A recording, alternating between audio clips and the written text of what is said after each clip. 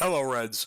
Welcome back to another episode of Liverpool Latest. I'm your host, Matt. Thank you for joining me today. If you enjoyed today's video, please leave a like on the video, subscribe to see more, and comment your thoughts down below so that I could read them and reply to them. While I'm not the owner, so to speak, of this YouTube account, I do reply via my actual YouTube account, so check that out as well, maybe. So, everyone's worst fear has been recognized. I was supposed to release a video yesterday talking about how it was confirmed that Isak had a broken leg. Unfortunately, the video had some audio problems with it, which means I never got to actually release that update. But what we know now is that Isak had a broken fibula, or a fractured fibula, I should say, and he has just undergone successful surgery. He's had some words as well, saying that he's absolutely gutted that he can't be a part of the team, and I'm gutted for him. And honestly, what a way to break your ankle, though. Having an absolutely epic goal, having this giant fucking guy fall on top of you in the process, and then just have a broken ankle. Like, that's crazy. But I feel sorry for Isak, man. This transition for him has not fared as well as I would have hoped it would. And there's really just not much more I could say. I have lists of things that I can talk about, but the good news is that his recovery window is somewhat realistic. You know, given how well he trains and how well he rehabs the leg or the fibula, typically 8 to 12 weeks is the absolute minimum before any sort of match fitness is coming into question here. That could extend much longer, as I expect it to do, because healing is not on a timetable. Very seldomly have I seen athletes recover from injuries, the likes of that, and stay healthy or keep up to the same level of competition and staying healthy. I mean, I'll use wrestling as an example. As a big wrestling fan, I've seen guys come back sooner than I thought they would, and I've seen guys take a year or so to come back. Hell, I've seen guys recover from injuries that I felt like would have retired them. But that's a story for a different time. All I could say is I'll report things and I'll report updates, but do I necessarily believe it? I'll believe it when I see him on the field in however much time it takes. I would rather him be healthy and all of that. Hell, if he wants to take the rest of the season off, I wouldn't necessarily hold it against him. I mean, 3 to 4 months is practically the end of the season anyway. And, I mean, maybe he'll play the last couple of matches, and if that's what happens, that's what happens. But it is what it is, ladies and gentlemen. So now it begs the question of what is Arne Slot's game plan in regards to Liverpool and everything going forward. I'll once again reiterate, we have a couple of things going on between the Isak injury, Salah AFCON, Szoboszlai is suspended. Gakpo and Bradley are kind of like, we don't know when they're going to come back sort of deal. So the January transfers is kind of needed, in my opinion. We need some transfers. We definitely still need Mark Gahey. I think the fact that I haven't read much Mark Gahey news is concerning to me. I've seen more news about Semenyo with Isak's injury than anything. And I personally am a little bit concerned because I think we need another defender in the mix. But again, what do I know? What I'm surprised is that Slot is downplaying the January transfers despite everything going on right now. And I think it's one thing to say, you know, we'll see what happens. I think we'll try to make some moves and see what happens, but to outright downplay it, saying that, hey, we have the guys that we need, maybe we'll make a change here and there or we'll pick somebody up, but it does not seem likely. Hell, I'll talk about this pretty soon too. he even played down any links to Semenyo because that's something that's apparently faltering a little bit. Again, I'll get into it in a second, but I just Slot sometimes drives me fucking nuts, man. Like, he really drives me nuts. What I do think he should do, though, and this should go without saying. I think anybody with a brain that's a Liverpool fan should bring back Harvey Elliott from Aston Villa. He clearly has not done anything with they have not bothered to use him because he hasn't done anything as a result. So we need depth. We need someone that can switch between striking and midfield. And Harvey Elliott is a good pickup for that. Frankly, I mean, Elliott frustrates me at times, but I don't think he's a bad player. I just think sometimes the age that he is, the arrogance kind of gets in the way for him a little bit. And I hope that that is a move that we plan to do in January. What I worry about is if they're going to treat it like an actual signing, which I would disagree with wholeheartedly. I still think we need to sign actual players, but recalling players from teams that are clearly not using them that's a concern. That is something that we also should have to do. Honestly, I'm going to be honest with you. If Elliott is the only other option to recall, that's fine. I'm not going to say I'll be upset if we get Tsimikas back, because I think he's also on loan, but I'm also not too keen on the fact that that could happen either. I would much rather have Harvey than Tsimikas. That's all I'm going to say. But, yeah. I don't know. Tsimikas has always been rough with me, too, but I like Harvey much more than I like Tsimikas, but it's just... We don't. The game plan is. It feels like to me. The game plan is. We don't know what the fuck the game plan is going to be. That's the problem I have. And Slot is going to be as vague as humanly possible about what they're trying to do. He also, I say you should recall them, but apparently Slot rules it out, stressing that he is Villa's player for the season. Like, how fucking tone deaf can you be, bro? Like, give me a break. We need players. What are you doing? God damn it, I hate his media fucking literacy here. Like, ugh. He just wants to have people want him out. He just wants the fans to turn on him at this point.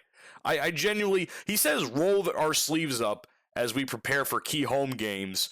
And how can I roll my sleeves up, so to speak, when... Honestly, I'm going to feel like I'm getting punched down by inferior competition. I mean, I swear to Christ, on my mother, who has not yet passed, but on my mother and her soul, if we fucking lose to Wolves and Leeds in these next couple of games, Slot should be out the fucking window. Throw him out. I don't give a fuck. If we can't beat Wolves, who had... honestly, they had a pretty good run against Arsenal there until Arsenal started... well, actually, Arsenal didn't do anything. Wolves scored all the goals in that game. They scored themselves, and they scored on themselves, and Arsenal didn't have to do anything. So, yeah, never mind. I was going to say, well, Wolves can do a good job, but then I realized they're better at scoring on themselves at this point than scoring goals against us. But even then, I'm just... If we lose against Wolves, that's like a fireable offense, in my opinion. But... That's all I have to say. Another thing I have to say is, why the fuck are we not considering Semenyo right now?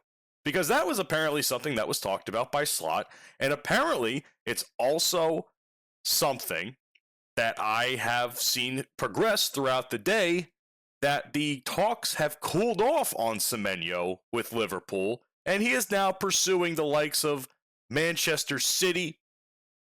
Hell, even Chelsea is an option. So, what in the fuck is going on here? It's... I really don't know what they're thinking here. I genuinely don't think this is a good call. I think we need someone the likes of Semenyo who's been performing. I mean, if he goes to City, it just means another threat to Arsenal because City can win more games by scoring. But even then, I just I don't understand. And you know, the reports will say, "Oh, Liverpool, he doesn't fit Liverpool all that well." Meanwhile, they've been pushing the same story for the better part of the last like 2 months. And even then, even I wasn't fully convinced about Semenyo until Isak got hurt, and I'm like, okay, now we should probably be all in on it. Him and Gahey, those are the two names I think we got to get, right? I mean, what the fuck would the excuse be to not get Semenyo? What would you think the excuse would be? Harvey Elliott is the new signing if he does get recalled because apparently he's Villa's player for the season. Are they gonna is it gonna stunt Rio's growth even though they haven't fucking used him since that one goal he had? Maybe he had like one other match. Like they haven't used the fucking kid. What are we? How are you gonna stunt anyone's growth at this point? Is he gonna use Chiesa? Is he gonna use Chiesa? I don't know. I say that I say those two ways of his name interchangeably, but like, is he gonna fucking use Chiesa now? Like, come on. Salah's not gonna be back for a while. We might as well fucking find a short-term solution here. At least Semenyo could score. Ekitike is the only guy that scores. If Gakpo gets healthy, he's fucking useless. I mean, what the fuck are we thinking? We're gonna lose out on Semenyo to fucking the likes of Manchester City? Or even fucking Chelsea, God forbid? Or even worse. Don't make me laugh about this, folks. Man United? We're gonna lose out to Man United on Semenyo? Like, I can understand City, but United? Imagine if that happens. I'd fucking fire Slot right then and there if I was in charge. Like, you let this guy walk to go to United? Fuck you. I'm not saying that will happen, but the possibility of it just makes me ill, honestly. I don't know how the fuck anyone will want to go to United right now. They're fucking ass cheeks and a half. But I'll tell you who's not ass cheeks and a half, though. Mo Salah seems to be coming back into it. A heroic goal in AFCON against, what was it, Zimbabwe or some shit? Either way, absolutely stellar stoppage time goal. 90+1 is the official time on it, and I know that because it was posted everywhere after the fact, and I'm happy for him. I really am happy. The fact that he's still able to score is a good thing. That said, you know, even then, he's gotten praises like Still the Pharaoh and Salah Madness, and he's put the controversy behind him. But not everyone's fully convinced, and I'm not going to say I'm not fully convinced. I still love the man very dearly, and I'm glad he scored that winning goal for Egypt, but apparently in the game, he didn't look all that sharp compared to what we are used to. I mean, the guy is like 33 or something years old. I mean, for a footballer, he's getting up there. Like, he's not going to play forever, clearly. And if he does decide to play further, he's probably going to end up in the MLS like Messi will, or like Messi has. Which, by the way, congrats to Messi on winning the MLS Cup. That's crazy. I never thought I'd say those words in my life, but I just feel like he could still be decisive. He could still win games. He could still put in that effort, but can he carry a match for 90 minutes like he used to? I'm not sure. I hope that this AFCON trip is going to be something that sparks the fire in him. I hope Egypt continues to flourish in this tournament because I think that will only silence the haters of Salah right now, especially Jamie Carragher's pale ass. And I say this every time I mention Carragher and the Salah in the same sentence. The way Carragher talks about Salah, you might as well just call him a slur at this point because that's the only thing left he has to say about him. not that I condone it, but still, he might as well just call him a slur because he hates him so much. It's kind of sad, if anything. But that said, it's also two different types of football because, African football is more of a slow tempo, a little more chaotic, and more reliant on individual brilliance. So I think Salah can individually stand out. I don't know if him as a part of the team will stand out, but I really do hope that the future is resolved with him in Liverpool, because losing him in January on top of losing Isak now is just a really rough thing to deal with, honestly. I just I want it to be. We'll never necessarily have vintage Salah back. Maybe I have to come to terms with that at some point in time. That vintage Salah that we are used to seeing for the last several years may never come back because age will be a factor, competition will be a factor. And also he gets reffed like garbage. Not never gets any calls, but at the same time, he's still heroic, and that, I think, if heroics are still there, a goal and a dream is all somebody needs, and apparently that's all Egypt needed to win that match. I will continue to cover the AFCON trip as much as I can, as much as I see on socials, and I will report on Salah's doings. And I wish him and Egypt the best of luck. I wish all the teams the best of luck, because clearly this is a huge tournament for the continent, and a lot of great talent is going to be in there, man. I remember one team, I don't know if it was Leeds or somebody else, a lot of, or I think it was Brighton maybe. They're going to lose like 8 guys to AFCON, which is nuts. Like, how is your entire team consisted of African players, and you have to lose some of your big guys there to? Oh, I can't imagine how they're going to fare. But either way, I'm rambling now. But I hope you guys enjoyed today's video, and let me know what you think down in the comments section below. Make sure to subscribe to see more every day. At least every day I try to upload a video when I'm not having audio issues, but I hope you guys enjoy it. As always, up the Reds, and of course, you'll never walk alone.